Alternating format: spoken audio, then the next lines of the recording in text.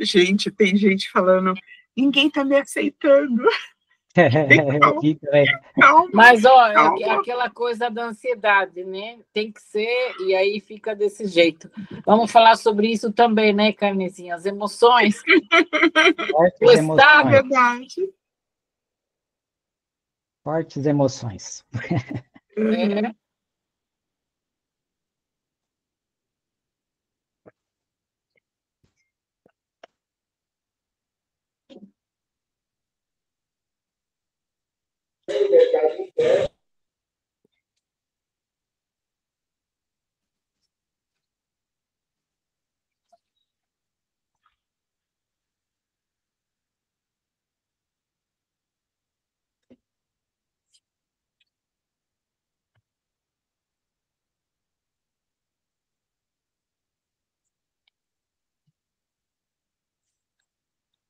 Boa noite, já estamos em 17 pessoas na sala. Uhum. Chay, eu acho que a gente precisa esperar pelo menos aí uns minutinhos, né, para eu poder começar e fazer a apresentação. Tá? Acho que 5 minutinhos tá de bom tamanho, né? Isso. Isso.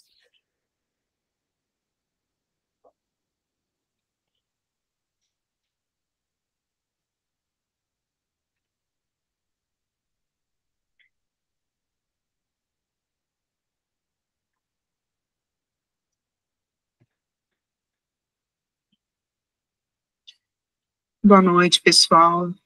A gente começa às 19h35, horário de Brasília, 18h35, horário de Mato Grosso. Estamos só dando aí uns 5 minutinhos para o restante do pessoal entrar, tá bom?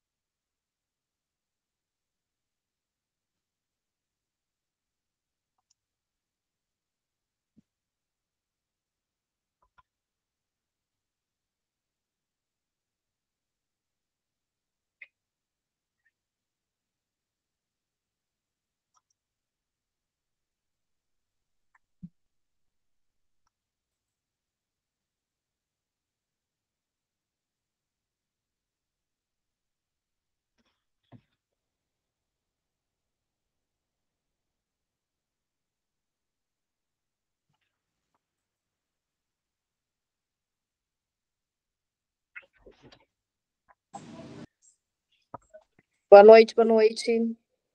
Boa noite. Noite. Boa noite. Boa noite.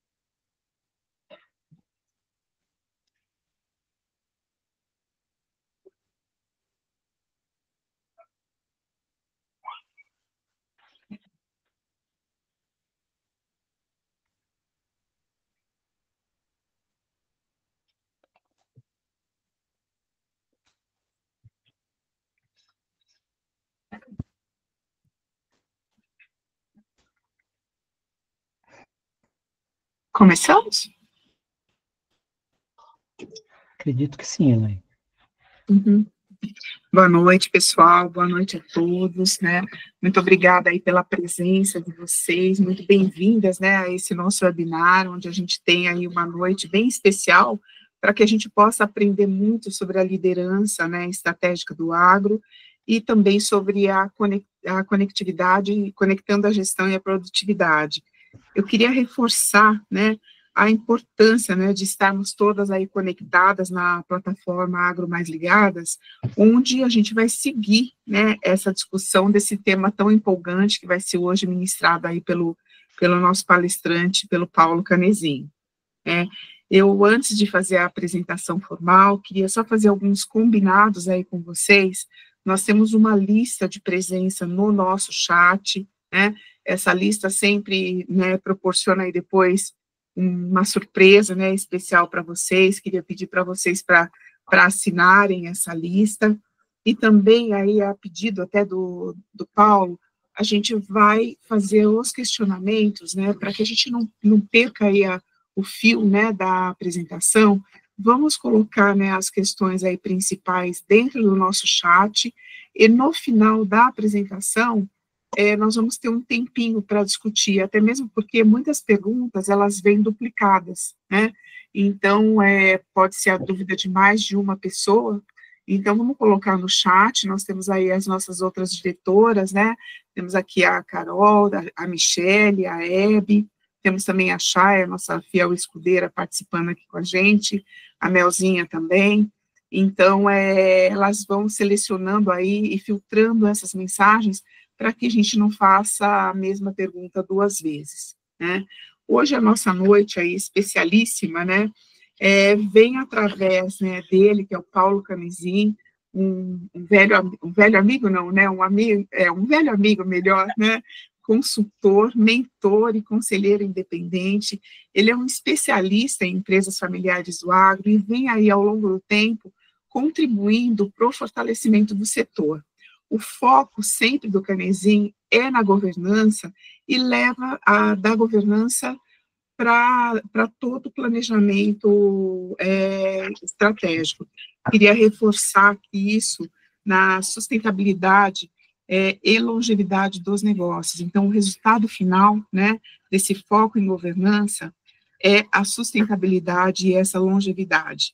O currículo dele é até cansativo, gente. Depois vocês acessem aí pelo LinkedIn, mas eu só queria pontuar algumas informações importantes, né, da carreira dele.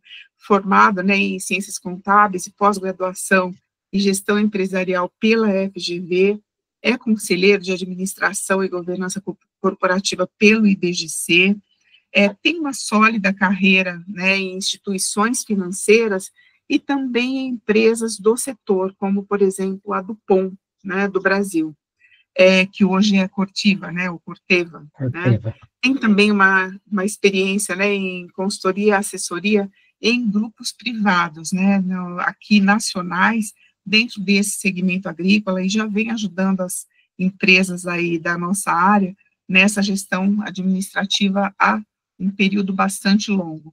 Eu queria dar as boas-vindas ao Paulo Canezin, agradecer muito por essa parceria, né, com as agroligadas, e passar, então, a palavra para ele, por favor. Obrigado, Elaine. Boa noite a todos aí. É um prazer enorme estar com vocês aí, com todo mundo aí da Agroligadas aí. É um prazer enorme. A gente fica lisonjeado aí pela parceria, lembrança aí. E vamos procurar fazer dessa noite uma noite de bastante troca, experiências, porque mais que tudo, acho que o nosso foco, até olhando a missão da Agroligadas, né, encurtando a distância entre o campo e a cidade, eu tenho um pouco de sinergia com uma coisa que eu sempre falo: o meu é da roça para a roça, e tem uma sinergia que é encurtar um pouco a distância e o gap que se existe dentro do agro, que a gente vai falar um pouco disso também. Então, é um prazer enorme estar com vocês, e vamos tentar fazer disso aí e conseguir a atenção de todos aí, que é o nosso objetivo, e que realmente sair daqui refletindo e a importância desse papel de uma liderança estratégica, de uma autogestão dentro do conceito de produtividade. A gente que viveu um pouco disso muito na pele e entendendo aí todos os desafios que a gente vai fazer, essas trocas de experiência e vivência no setor, ok? Tá?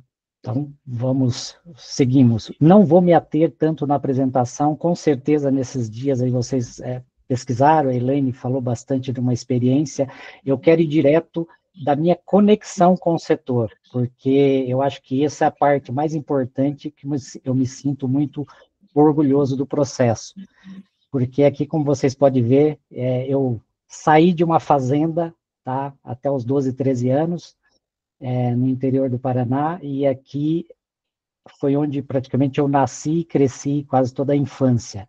As duas pessoinhas aqui que me colocaram, me deram a oportunidade de estar com vocês aqui hoje, e um escritório do lado da casa onde eu praticamente cresci, nessa fazenda. Se hoje olhar, em torno de 1.000 hectares pelo nosso cerrado, 380 alqueires no sul, e eu cresci nessa cultura, tá? Com a mãe colhendo café, limpando, arruando o café, né? Abanando o café, fazendo os balainhos, os plantios ali das mudas, até 1975, quando quem está do agro conhece a famosa geada negra que dizimou os cafezais no Paraná e todos se transformou em lavoura branca, e aí veio. E nesse período eu fui incentivado para sair, para estudar, não tinha toda essa facilidade em tecnologia que nós temos hoje, e saí bem cedo e fiz a minha carreira, minha história, né, dentro do processo, que foi para escritórios, banco, uma carreira bancária de 10 anos, depois multinacional mais 10, fui para o setor da raiz dentro dos produtores, como assessoria e consultoria administrativa financeira, até me tornar um executivo dentro de grupos familiares para reestruturações, reformulações, e aplicar aquilo que a gente tinha aprendido um pouco numa versão adaptada, que a gente sempre fala, todas as ferramentas do setor, ela funciona, a questão é a adaptação e como você traduz ela de uma forma mais simples. Então, esse foi meu papel, e tive aí, desde as áreas aí mais administrativas, até assumindo aí como executivo, e hoje estou com mentorias, consultorias, parcerias, Sicredi, vocês, enfim, conselheiro independente, e sempre ligado. Então, essa é a minha trajetória, desde o nascimento até hoje, e muita coisa hoje na transferência de conhecimento, que é o meu momento de vida, é do agro, devolvendo um pouco daquilo que a gente aprendeu e que o agro proporciona, e que a gente é muito feliz estando dentro desse segmento, podendo contribuir. Então, isso é um pouquinho da minha história, para compartilhar com vocês. Tá? E o momento de hoje, a gente procurou desenhar um pouco da vivência, um pouco das expectativas, porque a gente tem que colocar uma frase, eu gostaria de fazer uma primeira reflexão com vocês. Hoje a gente vive, e muitas conversas, debates, a gente ouve uma coisa chamada muito forte, foi até onde nasceu esse nosso debate, não tem gente no agro, existe um apagão, as coisas não acontecem, falta a profissionalização, né, o termo que a gente vai falar disso, mas falta lideranças, enfim, a gente vê muito isso e muito forte em cima disso. E são coisas que eu, por exemplo, como estou nesse meio e saí desse meio, eu não concordo muito, concordo em partes.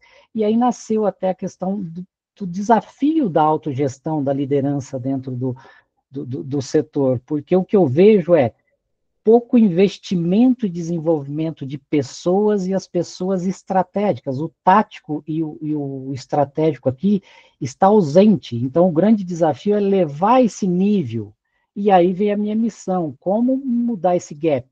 Porque nós estamos o tempo todo correndo atrás do rabo, muito no operacional, e aí a falta desse foco em pessoas, que não é o RH, é o líder, é o gestor, é a autogestão que tem que ter as pessoas como pilar e tem que levar e desenvolver para melhorar a competência da empresa, isso existe um gap, aí eu concordo, só que esse gap ele precisa ser acelerado, ele precisa ser mudado. Então, pessoas, talentos, eu vejo a todo momento nas minhas mentorias, existem. O que falta é o foco no desenvolvimento dessas pessoas, desses colaboradores, para elevar o nível. Só que, para isso, a liderança, os táticos e estratégicos precisam subir o nível também. Então, é isso que a gente vem vindo aí patinando. E conforme mais cresce, mais isso fica latente. Então, essa é a grande observação que eu gostaria de fazer. Então, a gente vai passar por entender onde nós estamos dentro do cenário, o sistema familiar, as características que a gente observa, o papel dessa autogestão, o entender o que é ela, a eficácia operacional, desmistificar isso, ligar os dois pontos, né? O impacto dessa gestão na produtividade, que está totalmente ligado, os desafios comuns entre nas empresas familiares, nos produtores rurais, as estratégias para isso melhorar, e o que se ganha com tudo isso, que no final do dia a gente vai ver que realmente é o nosso foco, é a produtividade, é a eficiência, é no final do dia o resultado, tá? E aí algumas vivências que a gente passou de forma macro, o aprendizado de estudo para compartilhar com vocês, com a reflexão e abrindo para as perguntas, ok? Esse é o nosso teor programático. Então, dentro de uma contextualização, gente, o que a gente só precisa começar a olhar e entender um porquê até chegar aqui, aonde que é o nosso foco, porque o setor agricultura, a produção, e a importância dele dentro do agro. Só que quando a gente olha o agro, e vocês já devem ter visto isso bastante, são até assuntos que vocês tratam diariamente aí no canal, nós temos um agro que representa aí os seus 23, média de 20 a 25 numa média do PIB, só que dentro desse agro existem alguns agros, tá? E aí que a gente começa a visualizar alguns gaps, a hora que a gente vê um agro de multinacional, igual a Elaine comentou, que estão em outro nível, nós temos dentro desse setor de produção, ou o setor mais aí, vamos falar de cana, Raízen, JBS, que são os dois maiores dos gigantes do setor, e dentro da nossa raiz, da nossa produção, se a gente olhar os top 5, a gente está lá com uma SLC, a Mage, Bom Futuro, Schaeffer, e desce talvez Brasil Agro, tem grupos que não aparecem tanto, mas a gente tem aí, poderia citar aqui, mas não vamos expor tanto, mas a gente teria aí os top 5 que alguns estão lá na frente em termos de estrutura, em termos de empresa, em termos de governança, em termos de eficiência até no final do dia, de organização. E, ao mesmo tempo, nós temos um monte de estruturas ainda atrás, correndo atrás do processo. E estratificando tudo isso aí, o que a gente entende?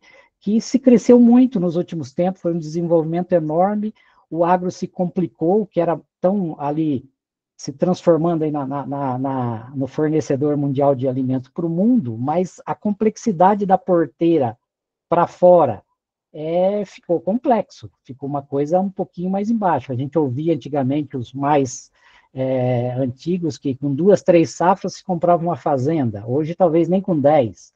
Então, tudo isso mudou porque está no detalhe, exige-se mais do gestor. Tá?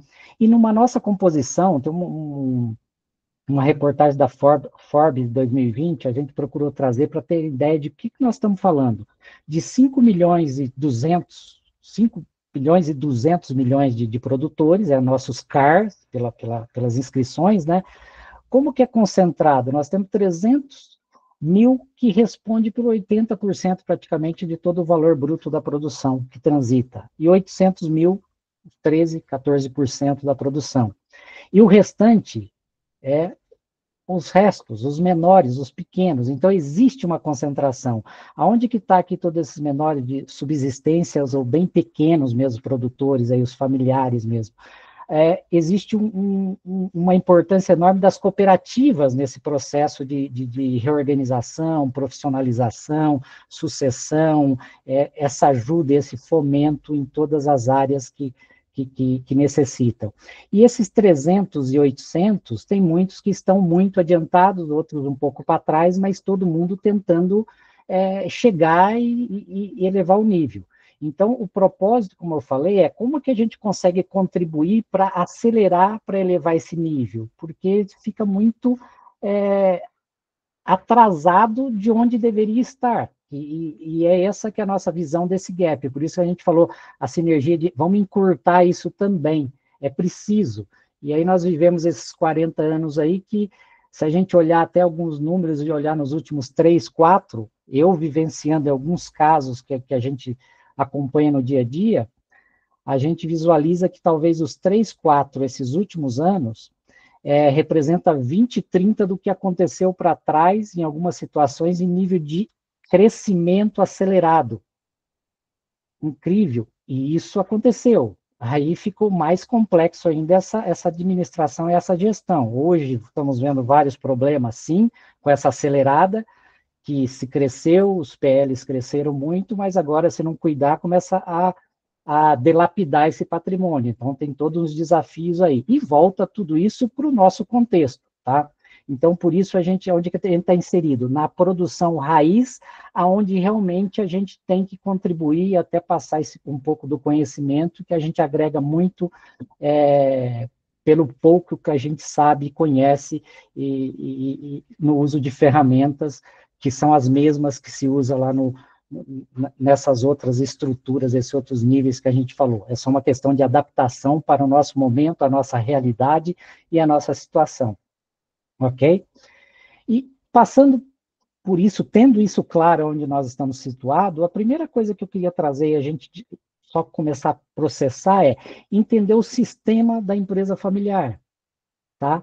Que a gente começa a ter que olhar isso e olhar um pouquinho diferente, a gente começa a levar para o nosso dia a dia, para o que acontece lá na nossa área, e porque algumas coisas às vezes se tornam difíceis, truncadas, e parece que um dia melhora, outro dia piora, vamos 2 passos para frente, volta 3 para trás, e a coisa começa a se dificultar. Se perde muita gente boa, vem gente boa, dali a pouco sai, e isso aí sempre tem um movimento de rotatividade enorme.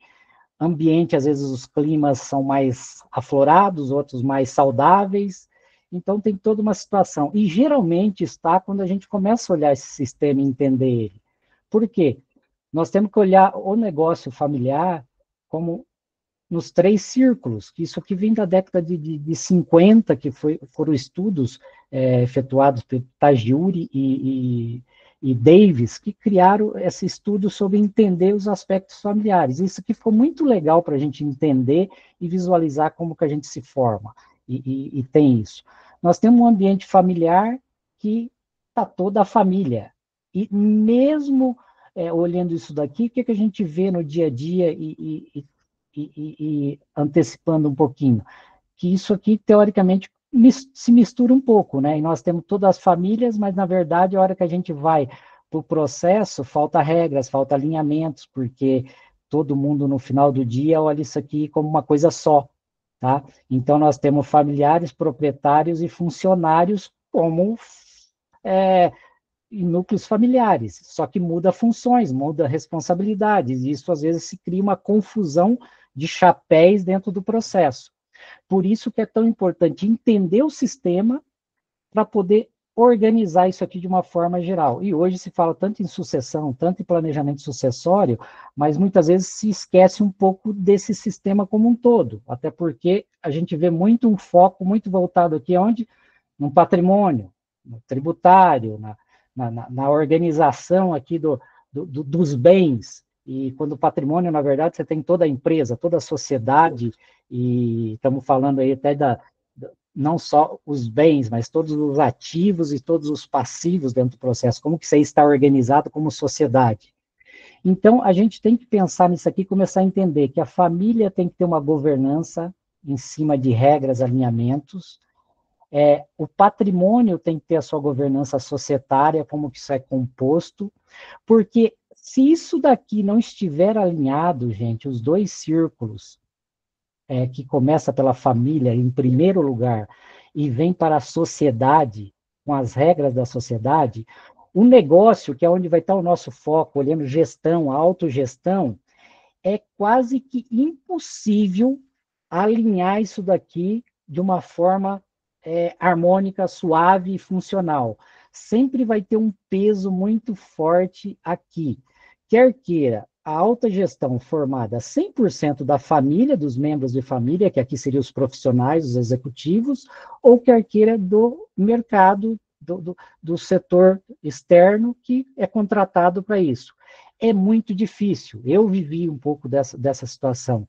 E é o tempo todo tendo que administrar essas situações. Além do que, quando a gente complica muito essa parte da sociedade, aqui se torna muito pesado em cima de alinhamentos, controles, consolidações, sistemas, contabilidade, enfim, tudo que vocês vivem, ou a grande maioria vive no dia a dia.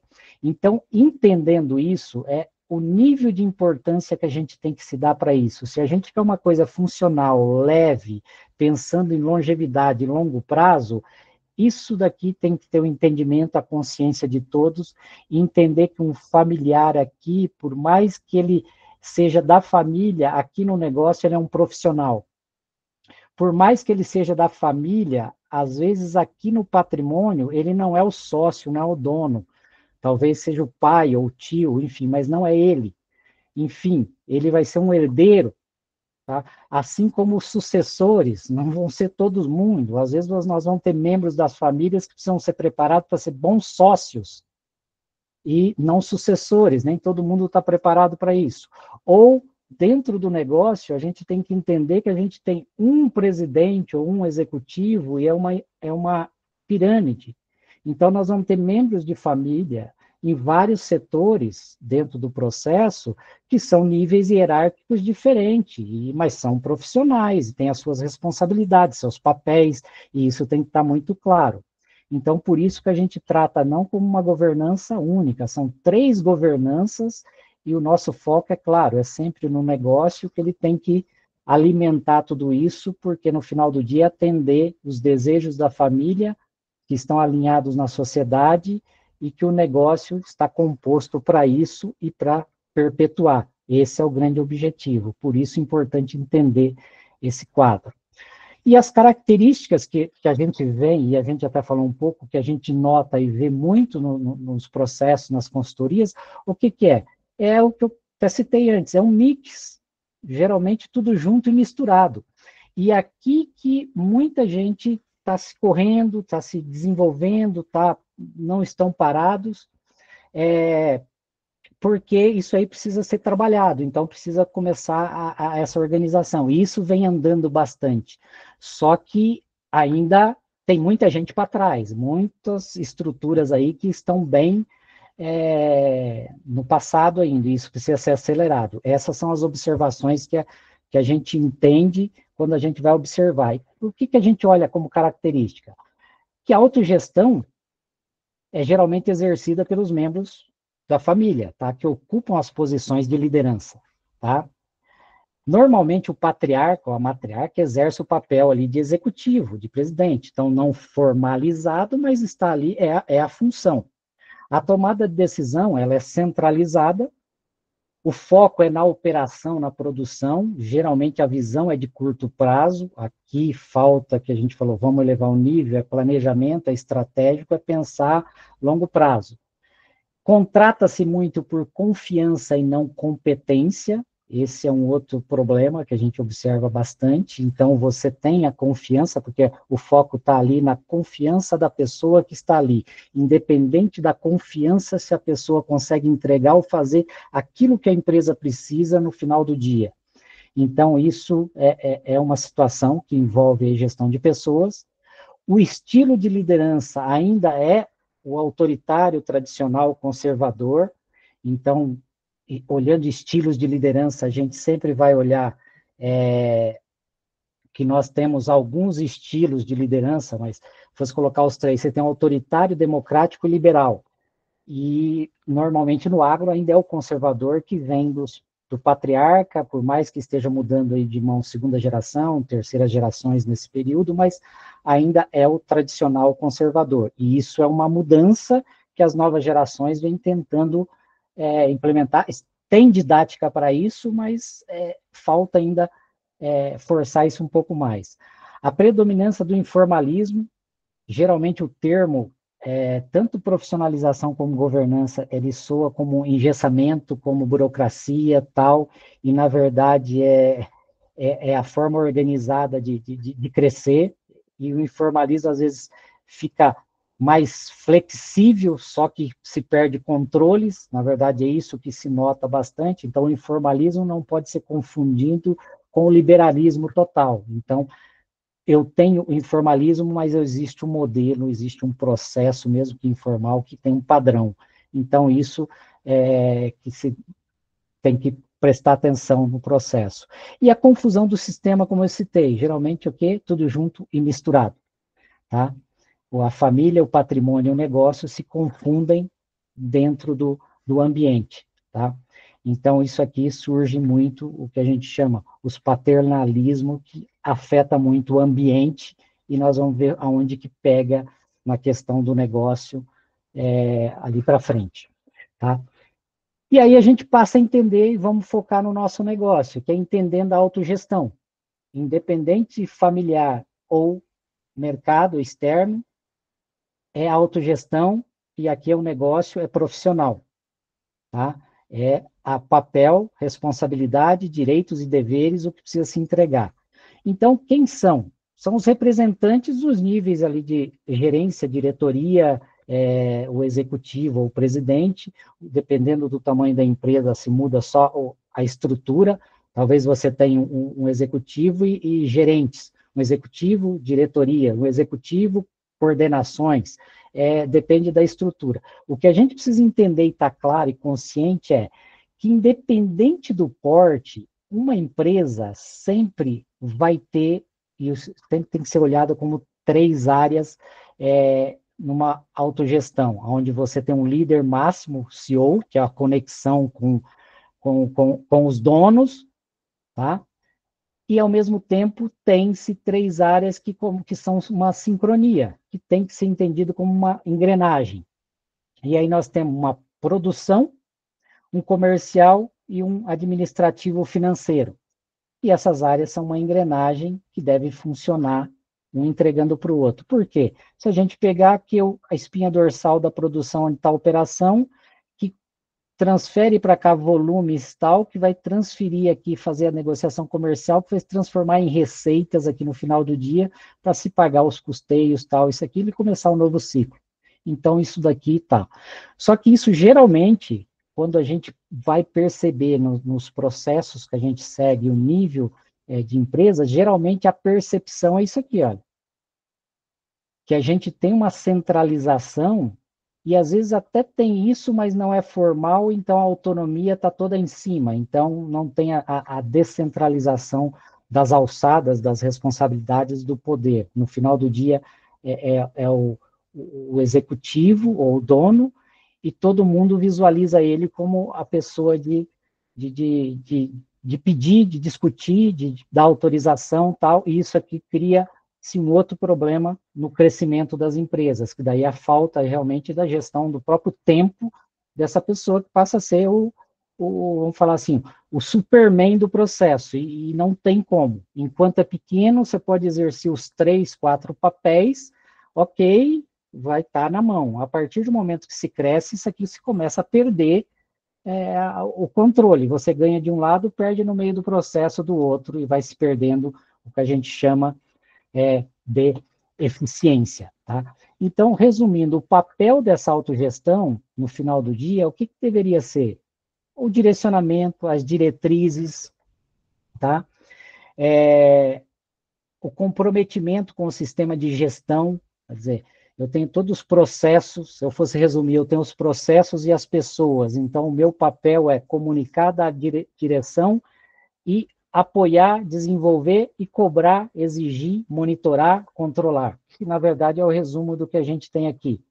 Dar o direcionamento, as diretrizes, estar ativamente no processo de gestão e dando ao fortalecimento o resto da estrutura, promover a cultura organizacional, que a gente vai ver o poder disso ali na frente, que ele é enorme, a gente não não imagina como que isso aí é forte dentro do ambiente e ainda é pouco utilizado e reforçado, porque aqui está o jeito da empresa, né? Aqui estão os valores, o que se quer, a missão da empresa, ou seja, isso é muito importante para quem vem de fora, um profissional, a primeira coisa que ele quer entender é como que isso funciona. E até para contratar é uma coisa importante que tem que ser observada, a questão da sinergia de valores. Porque se a gente tiver problema aqui, a gente está trazendo problema para dentro de casa. Então, vamos ter que administrar ali na frente. Tá? E a gestão de recursos na organização, humanos, financeiros, materiais, então, tudo isso cabe à autogestão. Ela está gerindo todo o negócio, está vendo como que isso aqui, os recursos estão se desenvolvendo e precisam ser desenvolvido, é papel da autogestão, como estão sendo aplicados os recursos da empresa, como que estão os retornos disso, a empresa está saudável, os materiais, os equipamentos e toda a parte estrutural, desde terras, estão bem investidos, existem os retornos em cima disso, estão saudáveis, eu estou atendendo aquilo que os donos querem e têm de desejo. Então, todos os recursos da empresa. E no final do dia, o monitoramento, a análise crítica do desempenho, a cobrança é dele. Então, a prestação de contas da equipe para com a autogestão e da autogestão para com o dono segue uma linha hierárquica, uma espinha dorsal. Tá? E aí passamos a entender o quê? Simplesmente o que é essa sincronia, essa eficácia operacional que a gente fala, que no final do dia vai impactar onde? Produtividade, resultado. Tá? Então, quando a gente fala em eficácia, a gente está correlacionado ao que fazer, tá? Fazer as coisas certas. Eficiência, a gente está falando em como fazer certo as coisas, eficiente em cada processo, mas aquele processo está correto da forma que tem que ser feito. Então, eficácia e eficiência. E a produtividade está relacionada com a performance, com o resultado. Então, ao final do dia, o que eu preciso ser? Eficaz, eficiente, para maximizar a produtividade. Aí a gente começa a entender até o porquê dessa engrenagem. Se eu começar a complicar muito isso e não fazer bem o processo, isso aqui eu começo a criar um monte de rupturas, eu começo a perder produtividade, perder eficiência, tal. Então, o maestro disso tudo, de fazer isso aqui funcionar, dar sintonia, dar o ritmo, o tom, e fazer fluir, está com a responsabilidade da autogestão, com o processo e as pessoas. Então, isso desce para conexão que nós vamos ver à frente. Mas antes tem uma questão de como que a gente mede isso. Tudo bem, falamos disso, desempenho está bem, qual a função? Mas se eu não tiver indicadores, se eu não conseguir, não olhar simplesmente com o mercado, com os outros grupos, como que está funcionando, mas dentro do meu negócio, eu, ano passado, ano retrasado, os últimos 5, eu estou melhor ou pior? Qual que eu estou buscando de eficiência em cada área, para o negócio, as áreas e as atividades? Se eu não tiver medição disso, qualquer coisa serve. Eu estou mais ou menos, ou pior, ou melhor, mas eu estou indo. Tá? Então, nós precisamos medir isso, realmente, porque a gente tem que buscar sempre aquela evolução. E aí a gente dá os indicadores. Imagina um painel de avião, a autogestão aqui, com a visão de longo prazo, os objetivos ali, e como que eu vou monitorar isso? Porque senão eu começo a perder a rota, no meio de tantas oportunidades que se vê no agro, que isso começa a se perder, porque se eu não tiver bem a minha rota e definido, e alinhado, e ajustado, para se perder é muito fácil no dia a dia, perdi o foco, eu começo a impactar a produtividade e a performance do negócio, porque eu começo a deslocar as pessoas e gastar energia errada. Então, é por isso a importância de indicadores de desempenho, ok?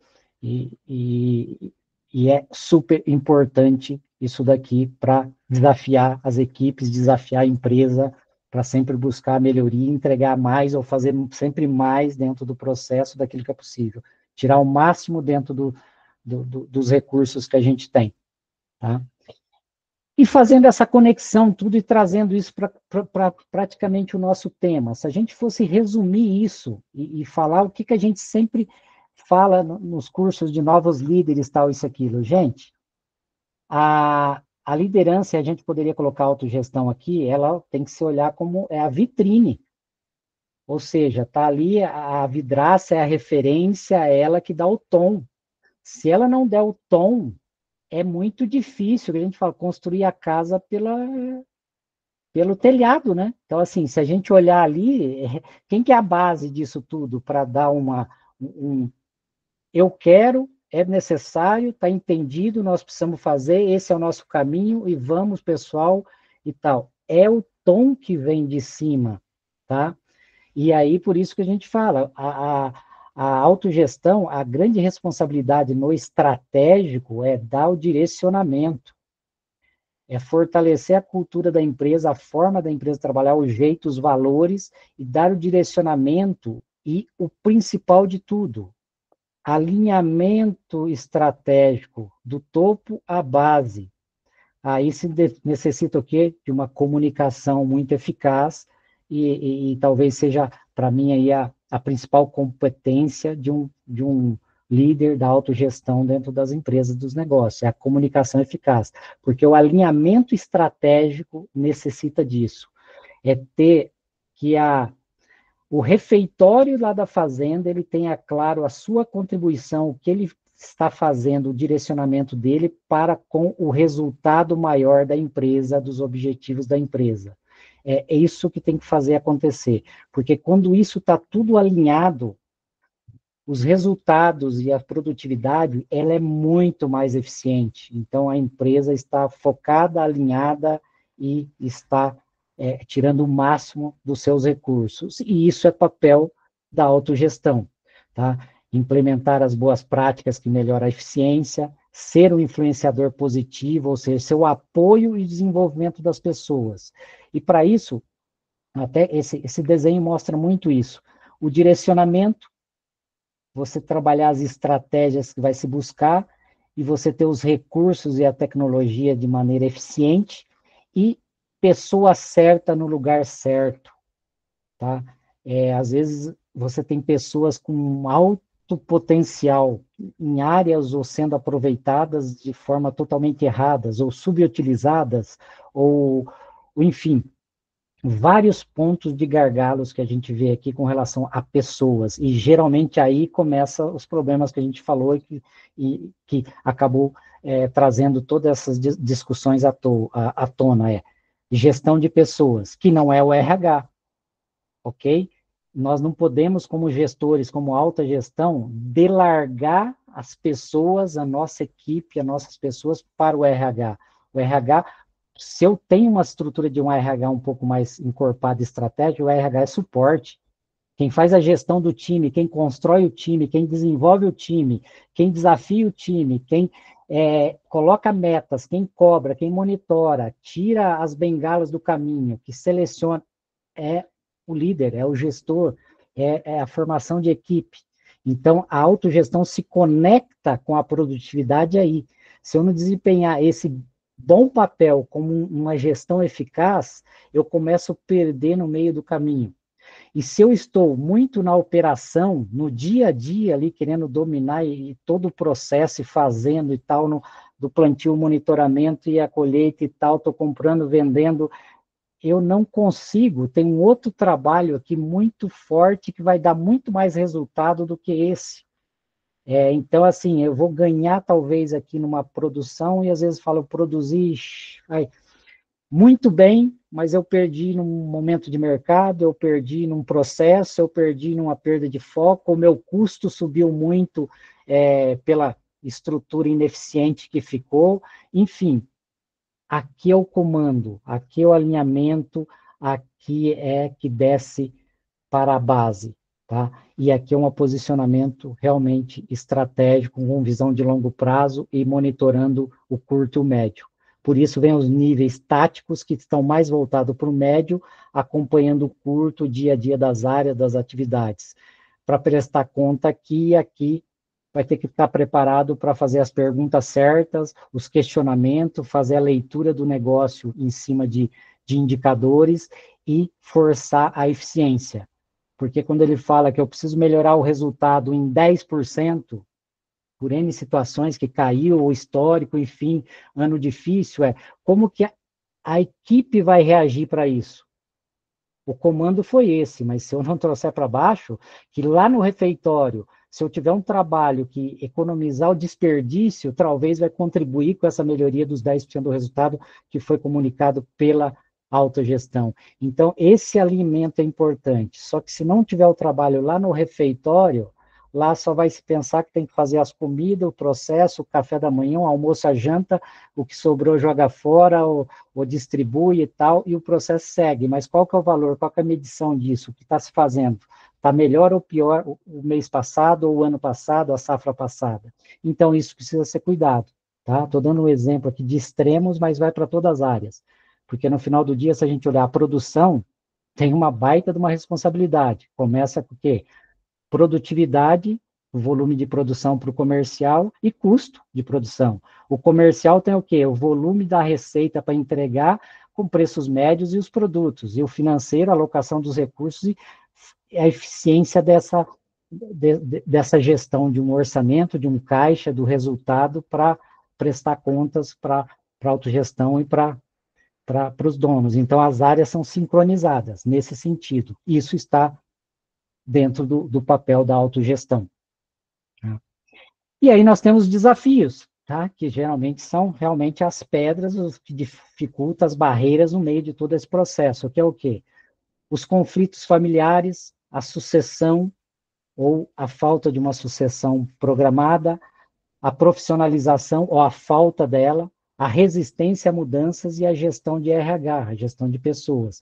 Talvez isso aqui seja os mais comuns que a gente vê. Conflitos,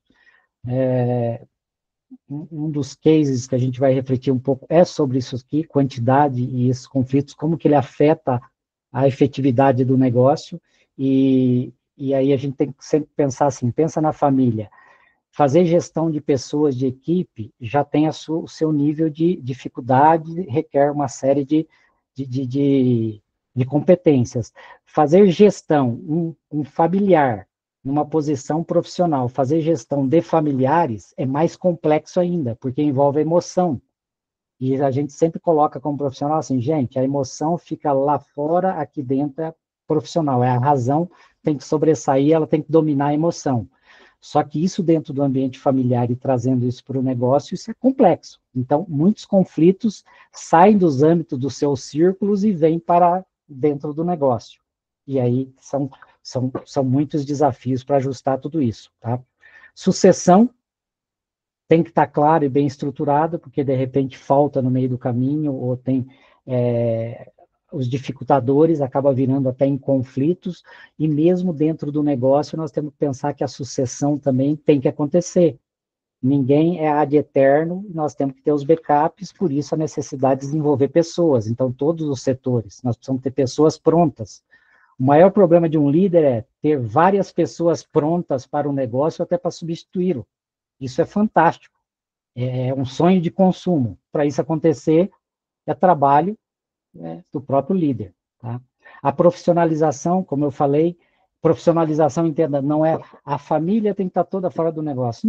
Não, muito pelo contrário, a família tem que estar ali mesmo, mas tem que estar preparada para aquilo e responder e ter a consciência que ali no negócio não é a família ou o dono, é um profissional que tem uma função da hierarquia e tem uma responsabilidade. Então, esse é o grande ponto, e isso vale para alguns profissionais também, que vão, às vezes, se acomodando dentro do processo dessa situação familiar que se cria, acaba sendo o membro da família como profissional, e se acomoda para, muitas vezes, no tempo, e isso cria-se um processo que a gente vai ver de clima, de ambiente, que não é bom. Tá? Resistência a mudanças, geralmente estão mais aí, nesses profissionais, ou até mesmo na família, é o mexer e o mudar, porque mexe no queijo, e a transformação e evolução, não quero. Normalmente, como eu estou dentro de um paternalismo, aquilo lá vai ficando, e a empresa cresce, desenvolve, aquelas funções são cargos táticos, aquilo lá não sobe, não desenvolve, o que acontece com a base? E aí vem a gestão de RH, que se eu ficar insistindo, investindo na base, treinando, e não acertar, ajustar essa questão do tático, do estratégico tático, para chegar no operacional, eu posso ter operacionais, como eu visualizo vários, com potenciais enormes. Geralmente são os primeiros que vão embora e saem por motivos que às vezes a gente nunca fica sabendo, porque não foram vistos dentro do processo e foram incentivados. Ou o ambiente que se criou começa a ter problemas e a gente perde pessoas o tempo todo. Quando a gente deveria reter, segurar, desenvolver e fazer crescer e subir dentro do nível de hierarquia. Mas aí eu preciso desse alinhamento que vem lá de cima. Aí um RH um pouco mais estratégico, não só aquele departamento pessoal, ele começa a fazer uma diferença dentro desse ambiente todo, mas parte da autogestão, parte do apoio, parte de algo estratégico com relação a pessoas, aqui é o que nós vamos fazer com as pessoas nos próximos 2, 3, 4, 5 anos. Quem são as pessoas que nós vamos desenvolver para assumir cargos de confiança? Enfim, isso tem que ser trabalhado. Pessoas têm que ter um pilar estratégico dentro dos negócios. Pode ser um negócio menor, que eu tenho um departamento pessoal, que às vezes não tem uma estrutura, eu uso consultorias, pode ser uma maior, que eu já tenho uma estrutura mais definida. Isso tem que acontecer, tá? Então, são esses os desafios. Estratégias para melhorar isso, tudo você tem que pensar, mas não muda muito do que a gente vai ver aqui. Primeiro, eu tenho que pensar em estratégico. Estratégico é planejamento estratégico, ter as estratégias, a visão de longo prazo.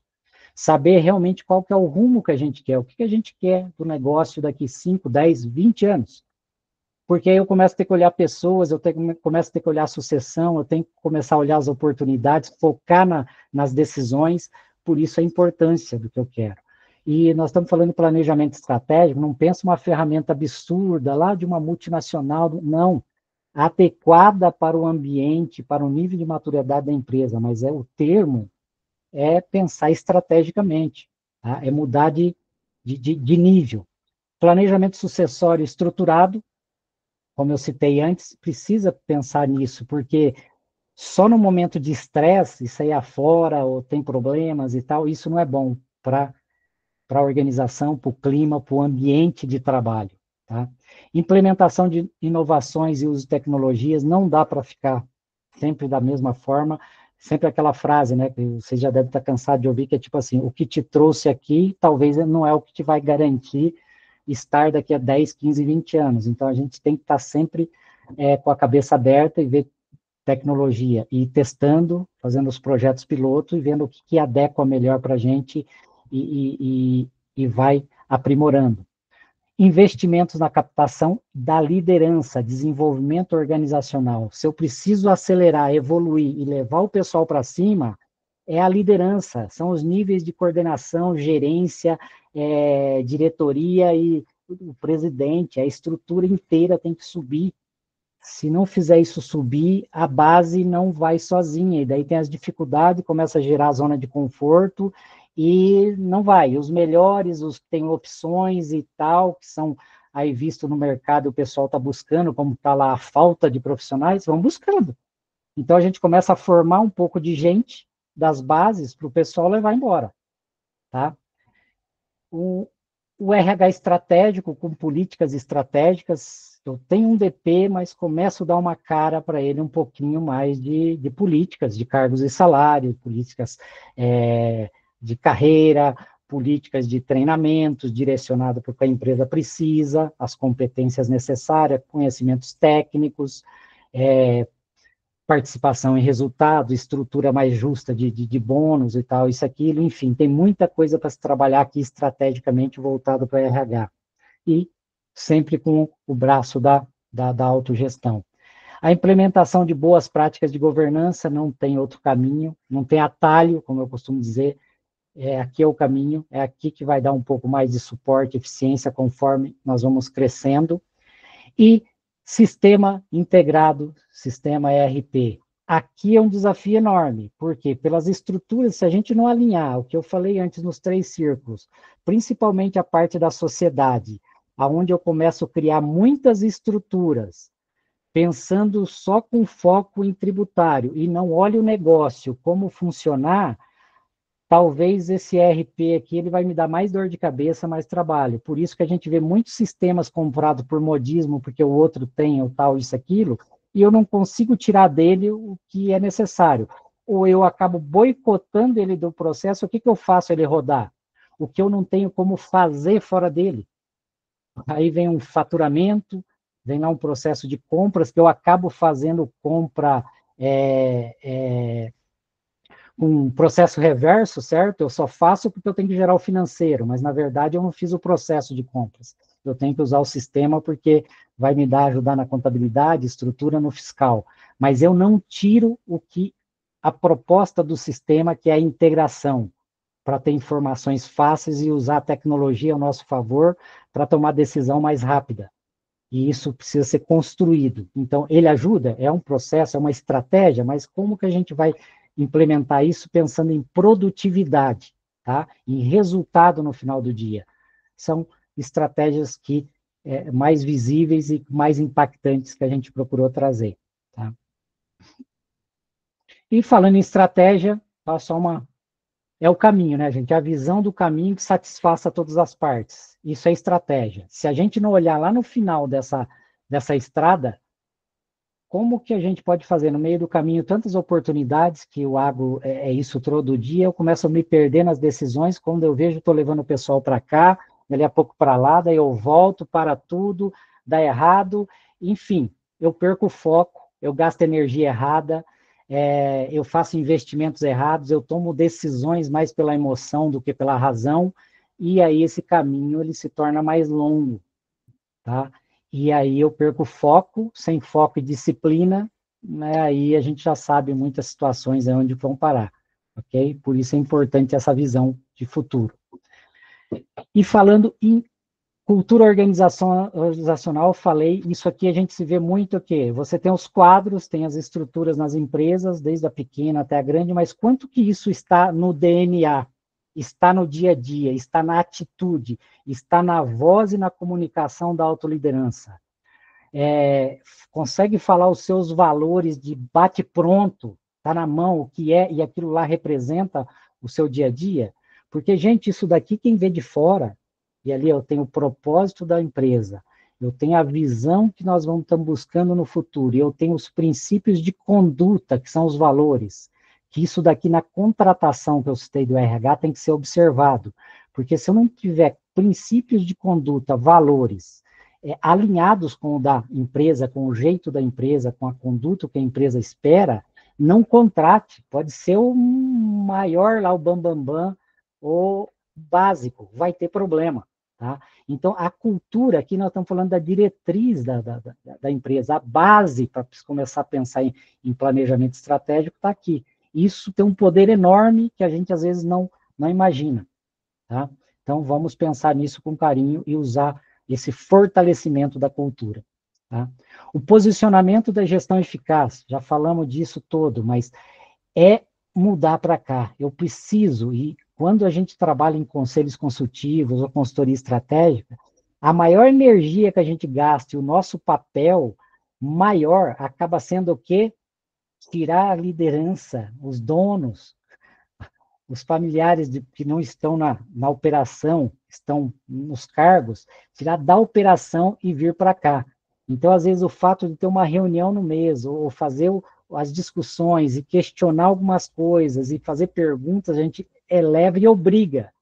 Mas isso vai criando um corpo até que vai na conscientização, isso aí vai se amadurecendo. Mas esse é o grande desafio, é como levar o nível das lideranças táticas e da autogestão como um todo para o nível estratégico. Fazer fluir através das pessoas, através do desenvolvimento das pessoas, a operação para a entrega dos resultados. Então, aqui você tem o foco na tarefa, no monitoramento, no tático, mais médio prazo, curto prazo, e aqui totalmente no longo prazo, tá? Nas estratégias de direcionamento. Então, basicamente, esse seria o posicionamento ideal de uma gestão eficaz que vai impactar muito na produtividade do negócio. E olhando isso aí de uma forma bem interessante, a visão de uma gestão eficaz. Essa bicicleta, ela nos responde praticamente tudo o que a gente quer e precisa entender sobre uma gestão eficaz. Quando eu olho o processo, olhando a roda de trás da bicicleta, eu estou falando basicamente de processos. Ali está metas, políticas, objetivos, procedimentos. O foco está na produção, nos ativos, nos retornos desse ativo, ou seja, aqui está a gestão. A roda da frente, que a gente muda, aqui está o propósito, as mudanças, as inovações, a sucessão. O foco está no futuro, nas pessoas, na direção. Aqui o ajusto. Então, isso aqui é liderança. Então, uma gestão eficaz tem que ser competente na gestão e competente na liderança. Ou seja, isso que vai trazer resultado. Se eu não tiver isso aqui muito claro e efetivo e me desenvolver com isso, eu não vou ser um gestor eficaz. E isso a gente, às vezes, até já ouviu e vê no dia a dia falar, né? Nossa, aquilo lá é um baita de um gerente. Mas para falar com pessoas, esqueça. A gente já está meio que matando o processo, né? Vem cá, como é que a gente vai transformar ele em um líder que tem a liderança como competência? Tem consciência e consegue chegar nisso? É desenvolvimento. Quem que vai fazer isso? Liderança. Quem que vai trabalhar isso daqui? Ou vai chegar um momento que não vai caber dentro da hierarquia da empresa. Senão vai criar um clima interno que não desenvolve quem está abaixo, porque não tem problema com pessoas, e as pessoas não sobem, a gente perde os talentos e vai ficando sempre mais ou menos na estrutura, correndo atrás do rabo. Então, essa é a visão que uma gestão eficaz precisa ter. Tá? Os benefícios de tudo isso, gente. Clima como número 1. Por quê?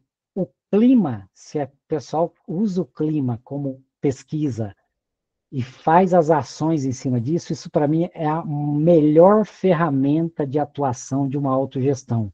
Mas ela tem que dar resposta ao clima, porque senão queima o processo. Aqui sai muita coisa. Tá? Às vezes o pessoal se sente inibidos, com medo, às vezes retém, mas quando isso aqui cria uma ferramenta e ele vê ações e que faça isso aqui ter confiança, isso é uma ferramenta extraordinária para desenvolver a empresa, porque vem muita coisa interessante aqui.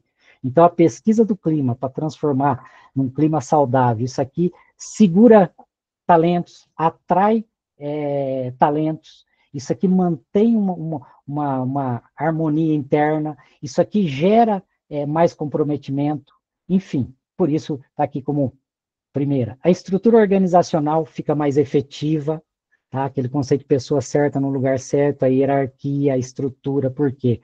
Vai estar bem trabalhado pela gestão eficaz no processo e pessoas. A eficiência operacional é consequência, o maior engajamento e comprometimento dos colaboradores é evidente, eu comentei isso antes, tá? A redução dos custos com ganho de produtividade total, se eu sou mais eficiente, se eu tenho mais controle, se eu tenho mais desafio, as pessoas estão mais engajadas, estão mais motivadas, entendendo que o que ela está fazendo contribui para um objetivo maior e que ela se sente parte do todo, gente, é produtividade na veia e a redução de custo na veia. O crescimento sustentável e a longevidade do negócio está dado. A melhoria de indicadores financeiros, econômico-financeiros, tanto de rentabilidade como de retorno de ativo, pela eficiência que está se empregando e medindo e demonstrando, está aqui. Com isso, automaticamente, o que a gente vai ter mais alternativa para falar com o mercado em outro nível? Melhores alternativas e redução de custo financeiro. Por quê? Eu estou melhorando o risco, eu estou trabalhando, sendo mais eficiente na gestão, porque no final do dia eu quero o melhor resultado para entregar para os donos. Se eu tenho isso, o banco, o fornecedor, e principalmente os bancos e tal, tem que me ver diferente. Eu tenho menos risco fazendo e demonstrando os indicadores melhores. Eu estou numa evolução. Então, isso tem um preço. Se a gente olhar hoje, eu poderia falar com vocês com toda tranquilidade do mundo. Dentro do nosso ambiente, de 2% a 5% de custo financeiro se dá por um prêmio de risco pela forma que a gente atua.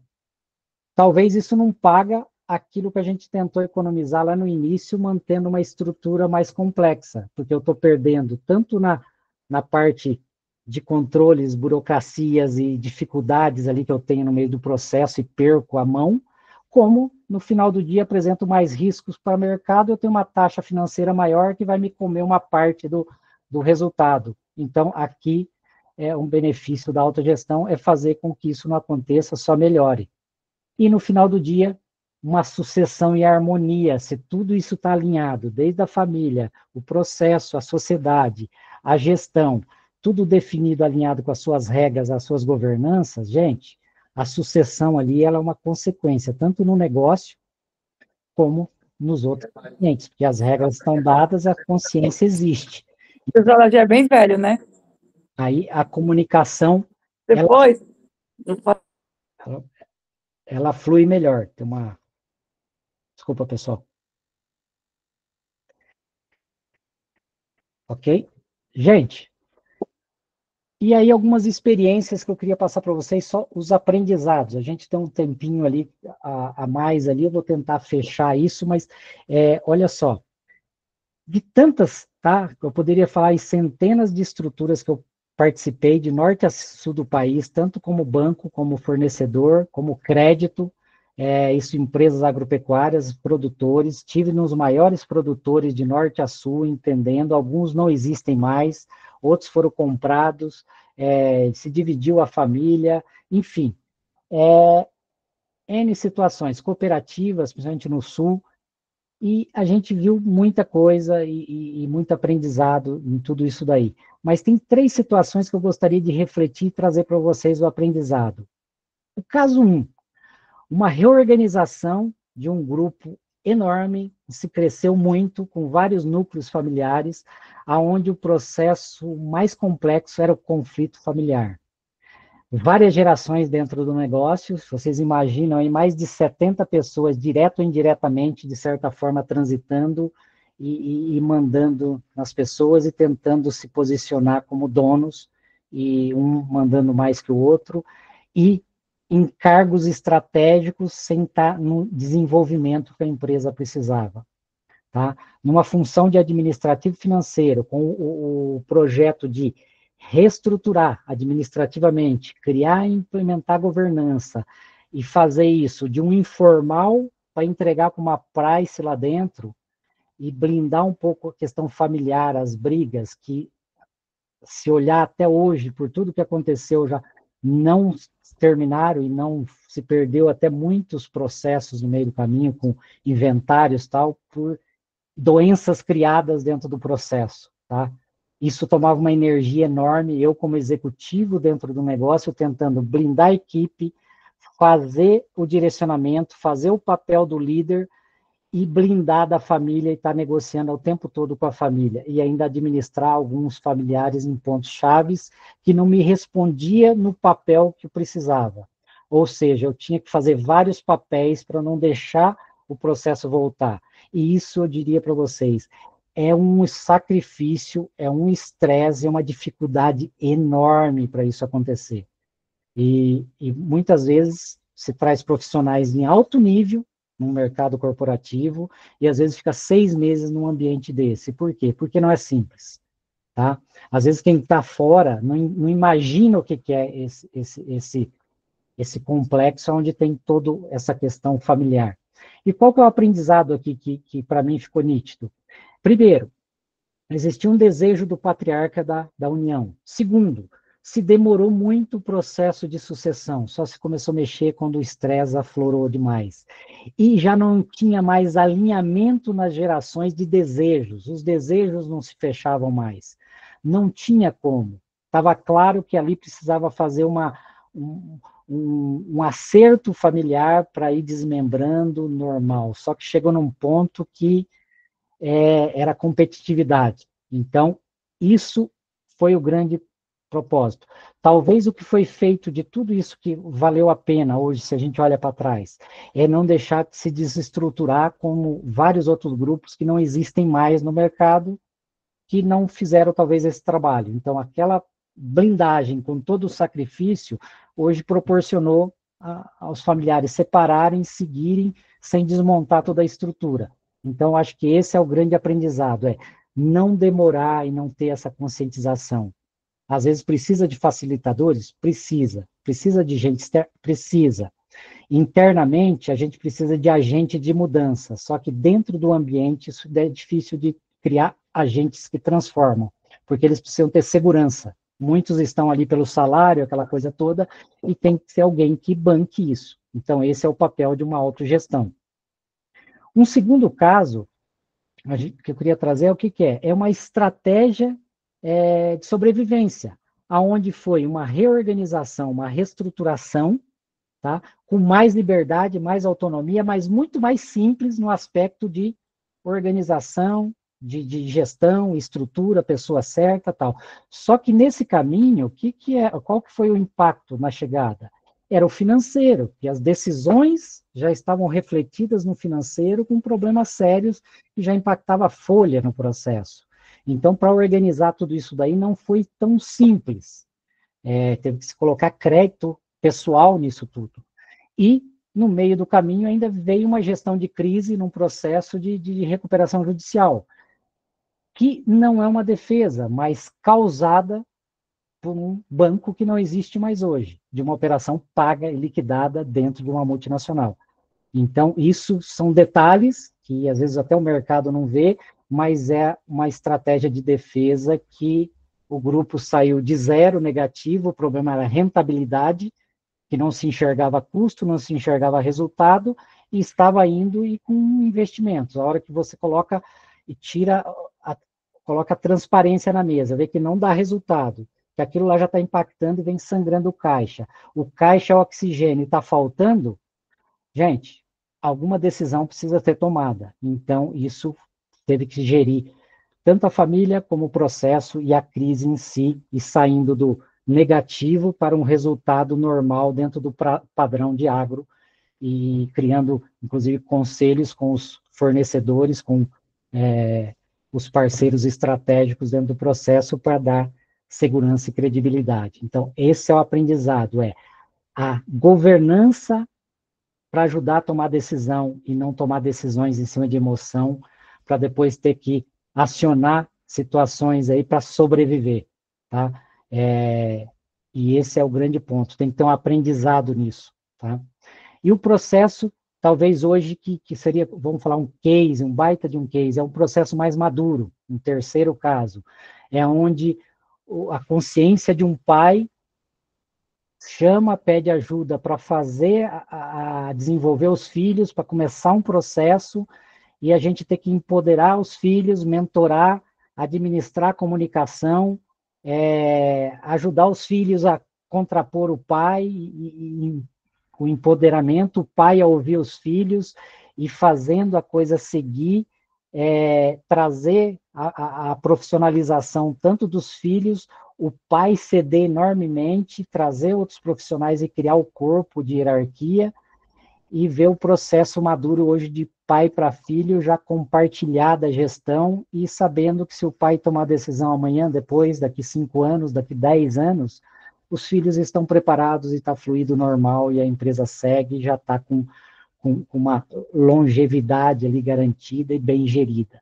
Então, isso, tanto para o pai e a família, é uma felicidade enorme, os filhos se sentem muito mais valorizados e conseguem aplicar todas as didáticas que eles vivenciaram fora do país, com cursos de Itaú, Rabobank, Dom Cabral, FGV, enfim, didática tem, mas não consegue implementar e trazer para o mundo, para aquele nível de maturidade. Então, aí vem profissional de fora, vem a mentoria, vem ajudando nesse processo.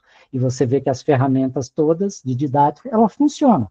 Só precisa realmente fazer, implementar, e para isso os gestores precisam ter empoderamentos. Então, eu acho que são os 3 casos, as lições que a gente tira.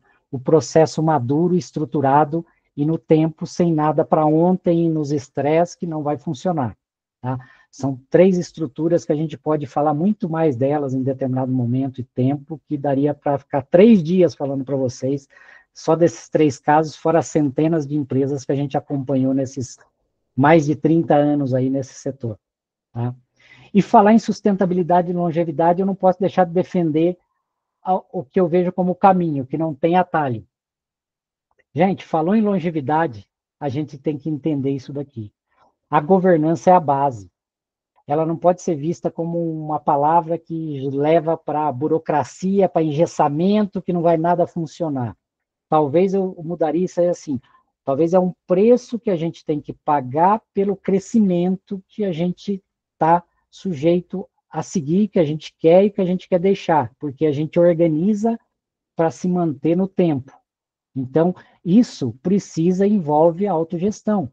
Porque se a autogestão está aqui pensando em longevidade, a governança são os pilares, que é de comunicação, transparência, responsabilidade, prestação de conta e sustentabilidade. Eu não posso pensar como autogestão, por exemplo, que é uma coisa que sempre me incomodou muito no ambiente familiar, falou em prestação de contas, quando tem um gestor aqui, que é família, executivo, e alguém da família toca no termo que reunião para prestar contas, isso aí soa como tipo assim, uma afronta. Mas espera, gente, prestar conta é compartilhar as informações da empresa, o desempenho e tal. Ninguém está afrontando ninguém no processo. Deveria ser uma coisa natural e normal, com agenda anual, calendário anual. Se é a cada 3 meses, se é a cada 6, se é um ano, mas tem que estar aí. Porque quando a gente entende aqui, olha, essa figura, que é o representante da autogestão, ela é a conexão. Aqui está o negócio, os níveis táticos e operacionais entregando. Aqui está a execução do que aqui se definiu. Quem que é o elo de ligação? É esse executivo, esse presidente, esse CEO, ou familiar ou não familiar. É ele. Ele que tem que ter o acesso da negociação, porque tem uma estrutura societária e patrimonial para trabalhar, e vai trazer as diretrizes para o negócio, vai trabalhar com o conselho, tanto consultivo como uma estrutura maior de administração, é ele que presta conta, ele que traz, ele que negocia e implementa o plano de negócios aqui embaixo. Então, isso, independente do tamanho, só muda a estrutura, a personalização, o que precisa, mas o caminho, sustentabilidade e longevidade, não tem atalho. É a governança, que é isso que a gente defende. Tá? E concluindo, gente, o sucesso da empresa familiar, tá? Ela passa pela gestão eficaz, não tenha dúvida. E a gente considera que a comunicação, de tudo que a gente viu, a comunicação eficaz, que cabe um tema só sobre isso, ela é fundamental. Porque ela tem que ser clara, transparente, enfim, é o feedback, é a forma assertiva, isso é fundamental dentro do processo, dentro da gestão eficaz. E a autogestão pelo CEO, que a gente acabou de ver, ele ligando os sócios, familiares, representantes com o negócio, o papel é trazer para baixo, criar as estratégias para atender aquilo e alinhar toda a empresa. Esse alinhamento estratégico é o que vai fazer toda a diferença dentro da empresa. E aí, realmente, cobrar a eficiência, a profissionalização em cima de processo e pessoas, tá? Então, o papel do CEO, ou presidente, ou executivo, representante da autogestão, é alcançar as estratégias, atingir as metas e desenvolver pessoas. O foco ele é estratégico. Pensa bem, cria o propósito, engaje e alinha pessoas e tem os resultados em cima de metas. O que eu estou fazendo para isso acontecer com pessoas? Eu tenho que me relacionar bem, eu tenho que construir uma confiança, porque eu sou a referência. Eu tenho que ter um nível de integridade, ética, de conduta. Eu não posso falar uma coisa e fazer outra. Então, a confiança, se eu quebrei, eu tenho que mudar executivo. Porque, às vezes, algumas empresas mudam tanto pelo cenário, tá? Às vezes precisa acelerar, às vezes precisa reorganizar, muda perfis. Mas, dentro de um sistema normal, a confiança ela tem que ser construída a partir da construção da confiança. O engajamento acontece, o alinhamento acontece, o comprometimento acontece, e o desafio das pessoas desenvolvendo dentro do processo desafiando, dando projetos, metas, objetivos e ajudando a desenvolver, dando apoio, que é o papel da autogestão, isso tudo melhora clima, melhora ambiente, e nós estamos rumando para um time aí de alta performance, que tudo vai mudar e acontecer. Então, essa é o grande ponto. E o resumo disso, a gente poderia trazer ali da Você RH SA, uma frase aqui que diz bem isso aqui que eu acabei de falar, que você não constrói uma empresa, você como um líder aqui máximo da autogestão, você constrói um time de alta performance, tá? E esse time é que vai construir a empresa. Ou seja, é a equipe, as diferenças, os perfis diferentes que se completam e elimina qualquer fraqueza dentro desse time, porque as diferenças se completam.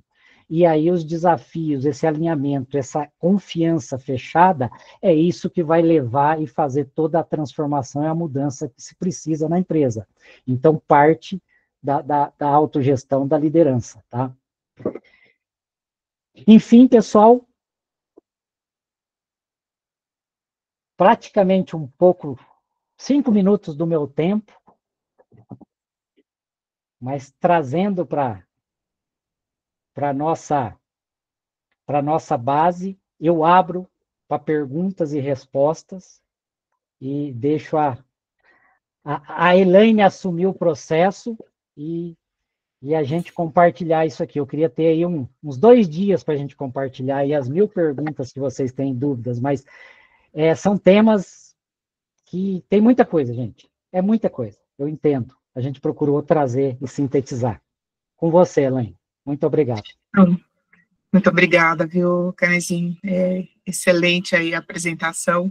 Eu mesma fico até envergonhada de tantas perguntas que eu coloquei aqui no chat, mas eu venho de uma empresa familiar, né, com muitos conflitos, né, então, muito do que você falou, né, aí eu passei aí na pele, né, e eu gostaria muito de ter tido a oportunidade aí no passado de aprender um pouco mais, né, sobre todos esses conflitos, né, mas eu queria colocar aqui, né, alguns questionamentos, só para não parecer, vamos dizer assim, autoritário, eu vou começar, né, do último questionamento para o primeiro, né, então, eu queria, a Cíntia pergunta, né, quem deseja ser o sucessor em um ambiente conservador, a melhor estratégia seria a longo prazo?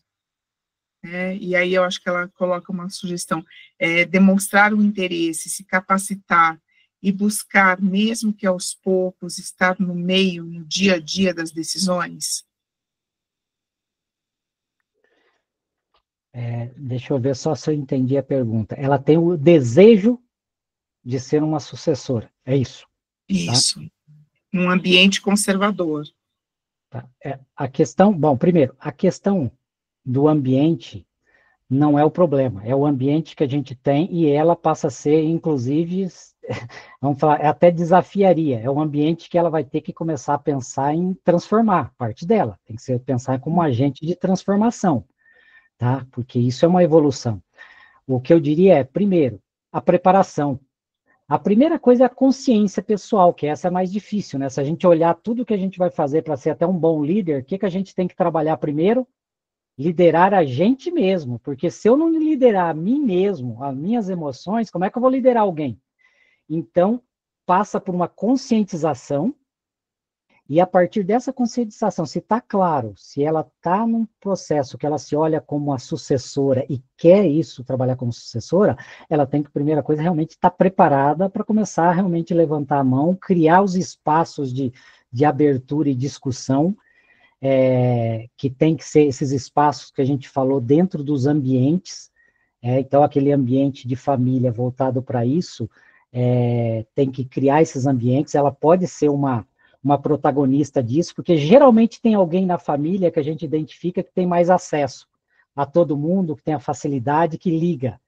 essa pessoa, ela geralmente, ela que tem que fazer essas negociações, esses conchavos dentro do processo para fazer andar, porque senão todo mundo fica meio congelado, porque não quer colocar o dedo na ferida, é o atrito, é aquela coisa da emoção aflorada, então tem que achar o jeito. Então, se prepara, começa a colocar a mão que eu estou aqui, tal, isso, aquilo, e começa a criar o ambiente de discussão harmônica, tá? Acho que esse é o rumo. Obrigada, viu, Canizinho? Tem uma pergunta que eu achei extremamente interessante também, que é da Michele. Quais estratégias ou ações os pais da segunda geração podem adotar para despertar nos filhos o interesse em continuar e inovar no setor agropecuário, mantendo viva a tradição familiar no campo? Aqui cabe a questão do envolvimento. Quando a gente está falando de estruturação dos 3 círculos, se a gente está olhando aqui a segunda geração, pensa bem, os patriarcas, eles formaram um negócio, se é um só, ele, mas às vezes são vários na família, né? São os irmãos, até o primeiro caso que eu citei eram os irmãos juntos. Então, existe o quê? A construção só pelo trabalho, pela força. A segunda geração já começa uma coisa diferente, já é pelo capital, pela sociedade, pelos percentuais, pelas diferenças. A terceira que já vem por uma coisa que realmente ela falou, para querer mudar e inovar. Porque se a gente olhar a cascatinha, o que é? 30% vem para a segunda geração e só 15% para a terceira de sobrevivência. E quando a gente olha a terceira geração nos estudos, só 2%, pesquisa da McKinsey, tem renda que atrai a terceira geração, porque começa pelo crescimento e o tamanho, se não houve o crescimento, a evolução natural, a terceira geração começa a não poder só olhar a dependência daquilo, porque vai faltar renda. Então, os pais da segunda geração têm uma missão enorme, porque tem que trabalhar a primeira, se ainda existe, para fazer a preparação para a terceira. E eles precisam ter a consciência da preparação da terceira e que muitas vezes eles não foram preparados, lapidados. E aí começa um pouco mais o jogo, um pouco mais pesado. Então, a conscientização da segunda geração dos pais, que ela falou, com ela, que às vezes tem muita didática, que eu sempre olho, esse pessoal tem muita didática, esse pessoal aí. Agora não consegue implementar aqui, porque aqui corta, tesoura mesmo, e não deixa, porque a tradição é forte. Então, essa conversa, ela vem de novo ali na preparação da família para o negócio.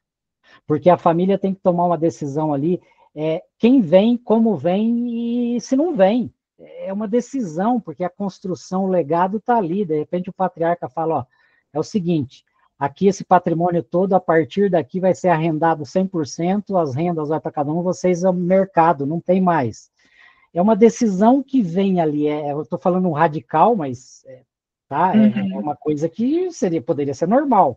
Então isso tem que ser construído, porque geralmente quando a gente vai para o patriarca, ele sempre fala do legado, de deixar, mas isso tem que ser construído a partir dele. Então, esse ambiente, esses jovens, eles têm que criar. A única observação que eu faço, não tem mais a faixa etária, mas a ansiedade da geração nova com acelerar, que tem que dosar isso, porque o que foi construído em 20, 30, 40 anos não se transforma em 1, 2 safras. Isso é um processo. Então, esse processo tem que ser construído. Por isso que a gente falou, um planejamento estruturado. Tá? E por isso que às vezes até a gente fala assim, o conselho consultivo num processo desse, ele ajuda muito, porque ele não está tomando a decisão tirando o poder do dono, do patriarca, mas ele está ali quebrando um pouquinho a pedra, lapidando, tentando ajudar a outra geração, vendo se tem potencial, se não tem também, porque o papel até é nosso, eu sempre falo isso, olha, eu às vezes tenho que falar coisas que precisam saber, não que gostariam de ouvir. Então, o papel tem que ser muito transparente. Não é o contrato meu comercial que, só falar o que quer ouvir. Não. É o que precisa saber. Tem alguns grupos que a gente falou algumas coisas que depois de vários tempos foi reconhecido, e que algum que era a terceira geração, hoje ele é diretor de produção, que até encontrei ele esses tempos, veio me agradecer, porque eu identifiquei, mas a turma aqui de cima não via, e aí ele está pedindo passagem. Então, foi um tempo, mas precisou de alguém de fora apontar o dedo, porque tinha uma estrutura sendo construída para fora para ajustar a primeira e a segunda geração, mas e as competências? Tem gente aqui da terceira que tem mais condição, gente. Vamos investir no pessoal mais novo. Então, isso tudo tem que ser trabalhado. Agora, para ela, cria. De novo, tem que criar o ambiente para discussão. Talvez vai ter que chegar um momento que não vai dar para falar mais, tá bom, vamos discutir, mas podemos marcar que dia? Tem que forçar, é uma forçada e tem que saber a hora de segurar, depois avançar de novo, é uma negociação, tá? Usar muita técnica de inteligência emocional e relações humanas para construir isso, tá? Agora, Camisinha, tem uma pergunta, né? Essa é minha, dentro aí das que eu fiz, né? Como que você ocupa posições de liderança dentro da empresa, né? Por competência, ao invés de ter gestores que fazem parte da família. Então, eu passei por isso, né? Vamos dizer assim, de ter pessoas que definitivamente, né, não poderiam, né, permanecer na empresa ocupando essas posições de liderança, né? Então, assim, como que a gente lida com isso? Porque era necessário, de verdade, buscar profissionais, né, de fora, né, para não criar problemas dentro da empresa, né? Então, só que essas pessoas ocupavam posições porque eram da família e não porque tinham competência. Como é que a gente lida com isso? Elaine, talvez isso daí, bom, primeira coisa, eu vivi isso aí muito, tive situações que eu tive, vamos falar, eu tive que demitir família dentro do processo, mas foram dadas as oportunidades. O grande ponto é o alinhamento com vamos falar, o patriarca ou a geração que está assumindo o projeto para essa reorganização, para essa necessidade. A conscientização que é preciso uma mudança, é preciso um choque, tem que estar consciente no ambiente familiar, no alinhamento. Se isso daqui não tiver, lembra que eu falei que pode vir aqui o Peter Drucker, lá, o bambambam da administração, ele não consegue construir. Primeiro, porque ele está acostumado no ambiente corporativo, as coisas estão prontas. E segundo, que aqui ele vai ter que formar time, construir o tijolinho por tijolinho para começar a usufruir disso. Então, a construção da base. E segundo, que ele tem essas dificuldades com as pessoas-chave, que seriam os braços dele. Então, esses braços, eu tive que fazer muitos papéis duplicados, me exigindo ao máximo de treinamentos de sábado, domingo, tal, treinamentos básicos, para tentar elevar o nível do pessoal, mas isso daqui tem que ter uma decisão muito forte da família, porque se tem a conscientização, qual que é a discussão? Se vai permanecer no negócio, tem que estar aberto para se evoluir, para se preparar. E tem que passar por uma avaliação. Eu fui contratado, não passei por uma sabatina, tive que falar com o psicólogo para ver se era a pessoa que poderia estar assumindo aquele projeto dentro do ambiente familiar, tal, aquilo. E todo mundo me questionou em cima de uma sabatina familiar.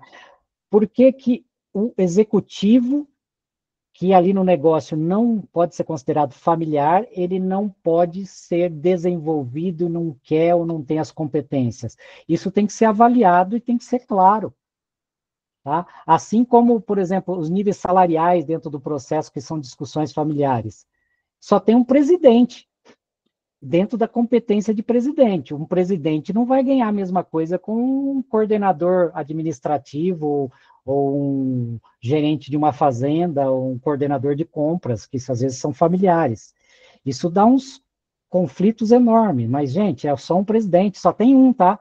Então vai ter que ter a forma de como vai ser a sucessão, qual que é o nível de competência, e como que isso vai ser desenvolvido. Então, tem que ter um desenvolvimento com os membros familiares e tem que ter um desenvolvimento dos profissionais dentro do processo para tomar essa decisão, mas o alinhamento é da família. Muitas famílias se truncam aqui porque não tomam essa decisão, porque ela é dolorosa, tá? Porque a emoção está aflorada, tá? Isso trava. Eu acho que trava e pode até levar a empresa, né, a uma disruptura, né? Eu acho que pode acabar acontecendo aí até né, uma venda ou qualquer outra situação assim que causa perdas, né? E aqui tem uma pergunta do núcleo de Sapezal. É importante falar do olhar externo, investidores e fornecedores, quando existe uma boa caminhada nesse sentido de governança e sucessão, né, Paulo? Uhum. Então, esse olhar externo, na verdade, eu como crédito, mais de 10 anos no processo e rodando, isso aí existe. Na verdade, o mercado, ele está olhando e ele sabe onde tem o conflito, ele sabe com quem falar que te dá segurança na operação, ele visualiza isso. E os processos, os números, as formas de pedir informações e acompanhar a condução do negócio. Então, isso aí é claro. Por isso que quando você começa um processo de implementação de práticas de governança, começa um conselho, uma estrutura, pessoas externas, até convida, por exemplo, alguém de um banco, de um fornecedor forte, começa a trazer isso, ganha corpo e fortalece o processo, porque ajuda. De fora que venha exigir da base e também ajustar, harmonizar mais o ambiente família, dono do negócio. Então, isso aí ajuda muito. Isso aí não vai resolver a situação da gestão da empresa sem as decisões, mas ajuda muito, porque dá mais segurança e o mercado financeiro, principalmente, vê com bons olhos e com menos risco, porque tem alguém lá que está, pelo menos, colocando o dedo na ferida, direcionando, conduzindo, dando opiniões. Isso ajuda muito. Eu vivo isso hoje no dia a dia. A gente, por mais que a gente fale, a gente é conselheiro consultivo, não toma decisão no final do dia, mas a gente está quase que 24 horas meio que trabalhando para os processos daquela empresa, porque está ligado, não tem como. Uhum. Então, isso ajuda muito. Agora, as decisões, o desempenho, a governança, isso aí é que vai determinar 100%, que é o que você realmente está entregando no final do dia em termos de número, né? Isso até o custo financeiro que eu falei, não adianta, preciso, como gestor, qual que é o melhor resultado? Isso não vai se fazer milagre, isso aí realmente é decisão e gestão eficaz, tá? Mas eu acredito que uma empresa que tenha um processo muito bem estabelecido de governança, a chance, né, de sucesso é muito grande, e desse olhar externo ser um bom olhar sobre ela também, né? É o caminho e ajuda muito, é o que eu falei. Ajuda muito ao processo. Dificilmente, é muito mais difícil sem ninguém externo ajudando, por causa da emoção. É que eu falei, eu gasto a maior parte da minha energia naquele terceiro situação, o que é? É harmonizando, porque às vezes tem coisas que dá conflito direto, um quer uma coisa, outro quer outra e tal, e aquilo lá vai direto para o pessoal, e aí vem o facilitador, calma, vamos ver o ponto de vista, vamos ver o outro, vamos olhar a empresa, porque o nosso foco é a empresa, não é as dores aqui. Então, isso ajuda muito. E é isso que dá confiança, às vezes, até para o mercado, quando conhece e vê o que está sendo feito lá dentro. Então, e Canezinha, aí a nossa última pergunta, né, mas não menos importante, achei muito interessante, da Eliette, ela pergunta, no seu entendimento, qual o melhor posicionamento do profissional que não pertence à família para que ele se desenvolva e agregue ao sistema organizacional das empresas familiares? Eu até entendo que tem um viés aí também de uma possível sucessão, né? Mas o que eu entendi aí é que não é familiar para crescer dentro do processo. Isso mesmo.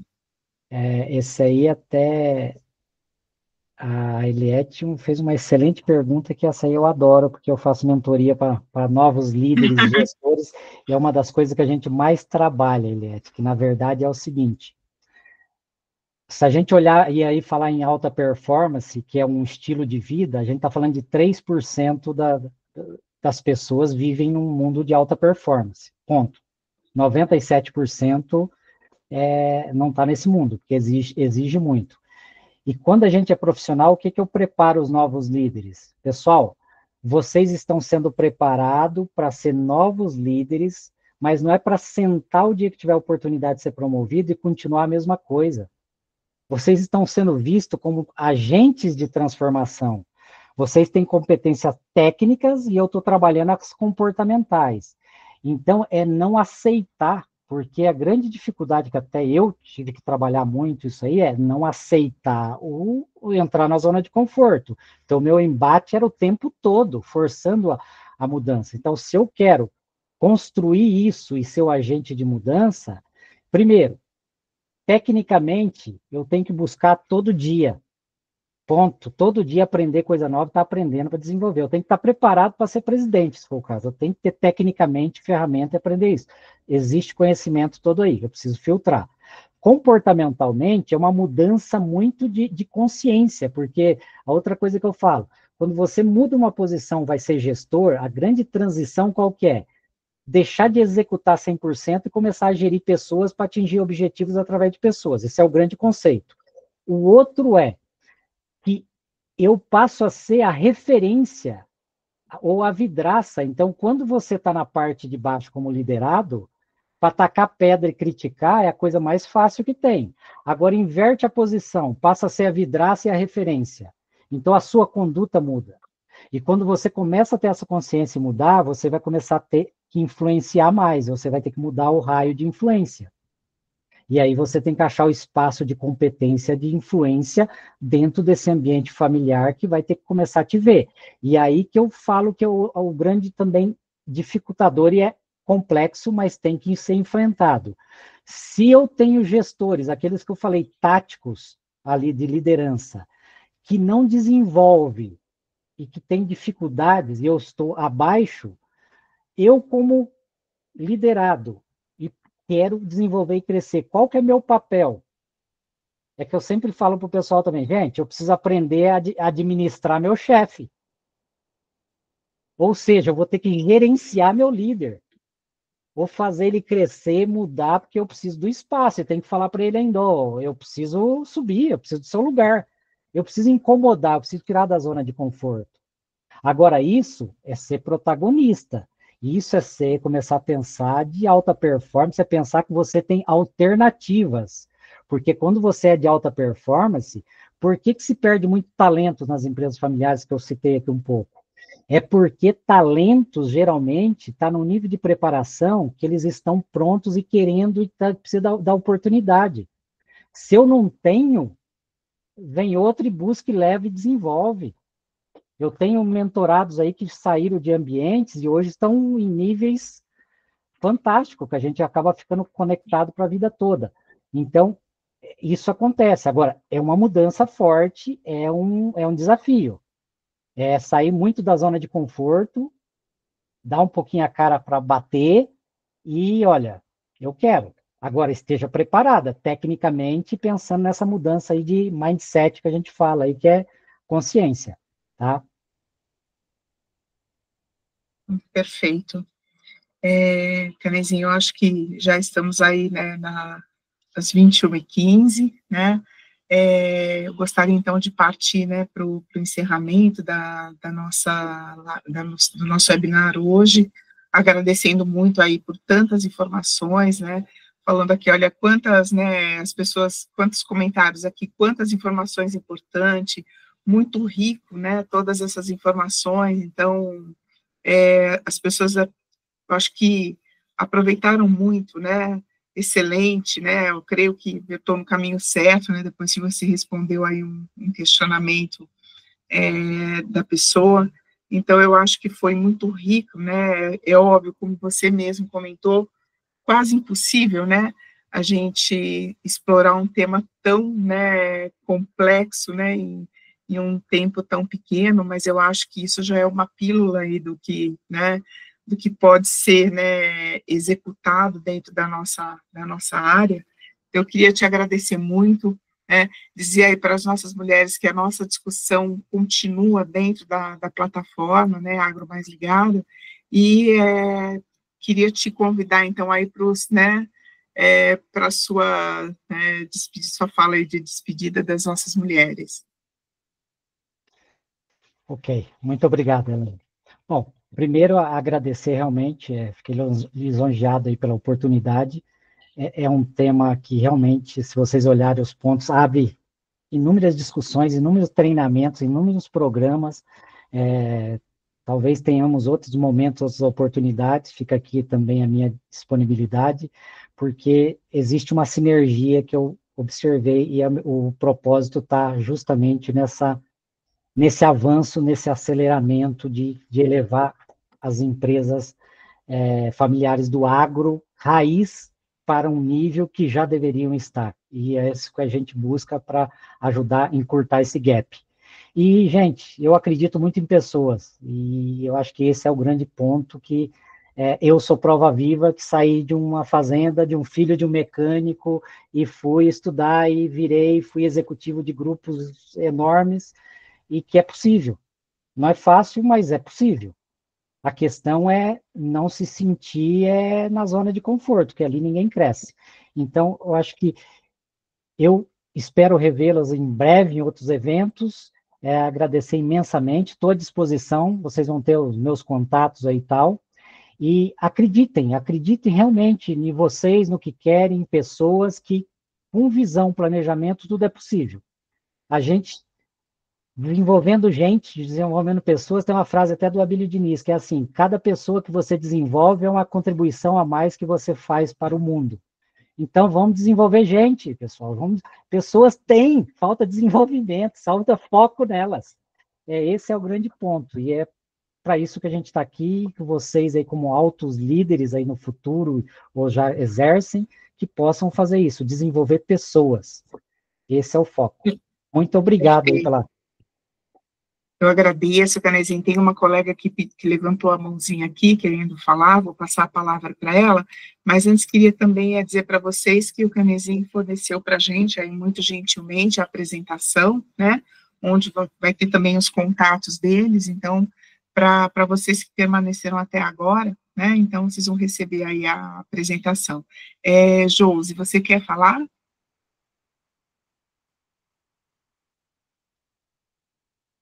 Com a mão levantada.